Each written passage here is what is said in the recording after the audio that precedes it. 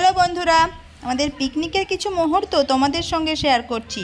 এ দেখো কেমন বাড়ির একনার মধ্যে চুলা করেছি, সেই চুলা ধরিয়ে দিলাম।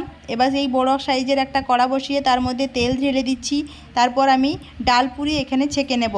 ডালপুরিগুলোকে কিভাবে বানিয়েছি সেটা তোমাদেরকে পরে দেখিয়ে দেব। আমি এখানে শুধু ফটো দিয়ে ভিডিও বানাচ্ছি। ডালপুরিগুলো দেখো বড় সাইজের কড়ার মধ্যে আমি ছেঁকে নিচ্ছি।